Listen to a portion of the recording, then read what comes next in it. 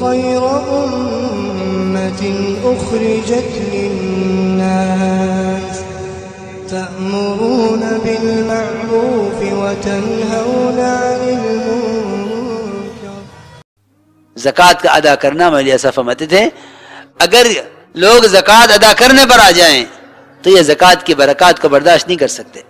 اتنی زکوٰۃ کی برکتیں ہیں لیکن لوگ زکوٰۃ ادا کہاں کرتے ہیں. تاجروں کو تو زکوٰۃ ادا کرنے کے لیے کمانے سے فرصت نہیں ہے. ایسے فنڈ اور غلے بن گئے ہیں جس نے پیسہ ڈال دیا اور وہ خرچ ہو گیا. نہیں، یاد رکھنا یہ بات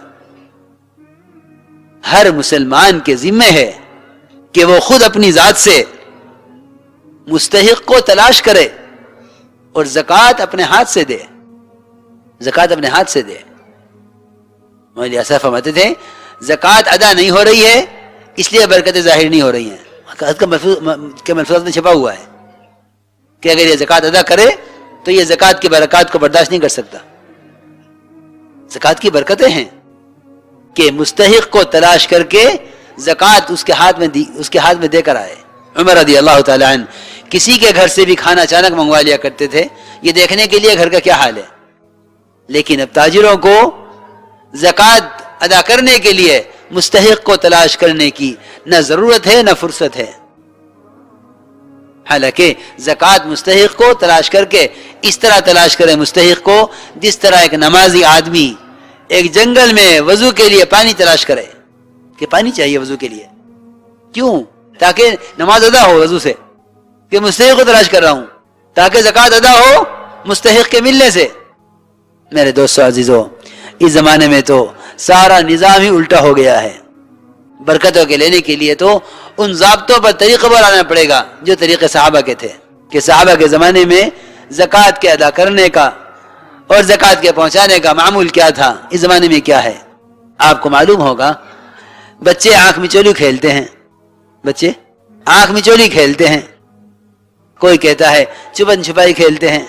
میں حضرت کی بات نقل کر رہا. سمجھتے تھے کہ صحابہ کے دور میں زکوٰۃ کا لینے والے دینے والے ایسے تھے جیسا بچوں کا آنکھ مچولی کا کھیل کہ ایک بچہ سب کو تلاش کرے اور بچے سب چھپ جائیں اور تلاش کرے.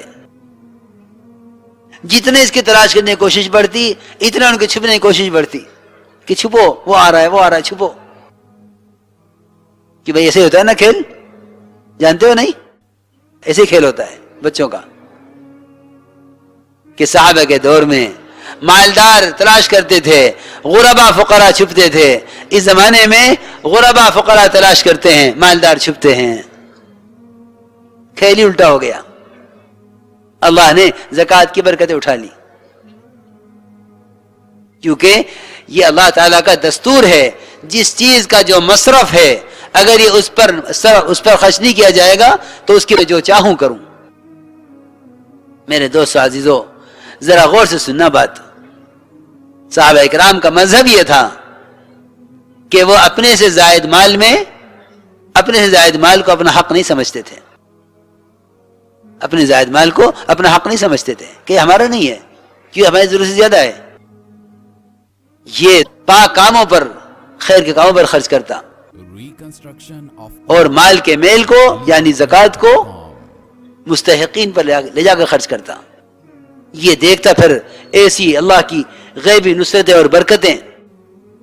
میں جو عرض کر رہا ہوں سمجھ کر عرض کر رہا ہوں. مال کا میل لگاتے ہیں خیر کے کاموں پر اور جو مال پاک کر لیا ہے اس کو خرچ کرتے ہیں اپنی خواہشات پر. خدا کی قسم اگر مسلمان صرف زکوٰۃ صحیح طریقے سے ادا کر دے تو دنیا میں کوئی بھوکا نہیں رہ سکتا. اور اگر مسلمان اپنی شادیوں کو سنت کی ترتیب پر لے آوے، سنت کے تابع کر دے تو دنیا میں کوئی لڑکی غیر شادی شدہ نہیں رہ سکتی. ہم تو غاصب ہیں اور دوسرے کا حق کھانے والے ہیں. اپنے جان و مال کے استعمال کی غلط فہمیوں سے نکلنا چاہیے. جو مال پاک کیا ہے اسے خرچ کیا کرو خیر کے کاموں پر. جو مال کا میل زکوٰۃ ہے اسے خرچ کیا کرو فقراء غربا پر. اس سے اللہ تعالی زکوٰۃ کی برکتیں ایسی کھولیں گے کہ ہم تصور نہیں کر سکتے، تصور نہیں کر سکتے ان کا۔ اس لیے میرے دوستو عزیزو، یہ کبھی مت سمجھا کرو کہ ہم نے زکوٰۃ ادا کر دی ہے اب اس مال میں ہم جو چاہیں کریں، نہیں۔ ابو ذر غفاری رضی اللہ تعالی عنہ، ان کا مذہب یہ تھا درہم کی من النار و درہمان کیان من النار، جس کے پاس ایک درہم اس کی ضرورت سے زیادہ ہے اور اس کو دوسرے پر خرچ نہیں کرتا، فرماتے تھے کہ جہنم میں اس درہم کو تپا کر اس کے جسم پر داغ لگائے جائیں گے۔ جہاں جاتے تھے حضرت ابو ذر رضی اللہ عنہ یہ بیان کرتے تھے، فتوحات کا زمانہ،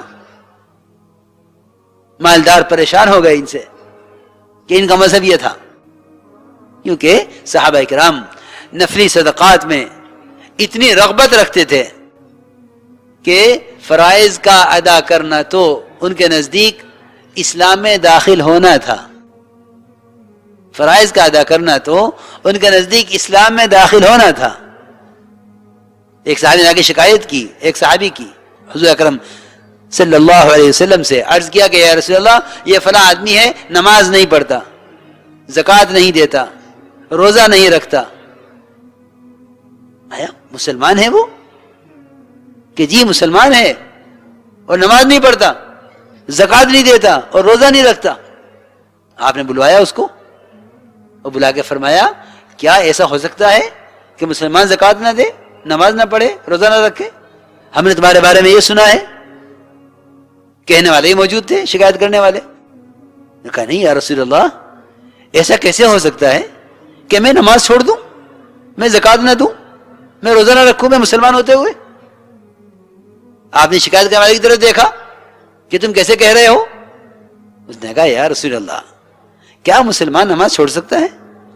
میں کہہ رہا ہوں یہ نفل نہیں پڑھتا زیادہ،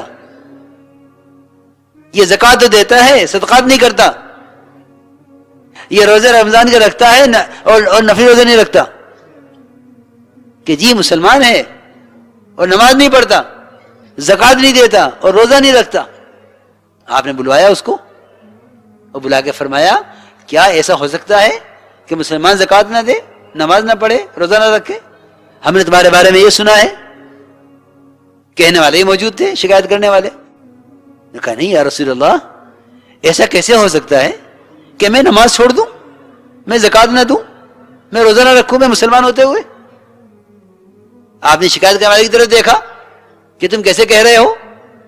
اس نے کہا یا رسول اللہ کیا مسلمان نماز چھوڑ سکتا ہے؟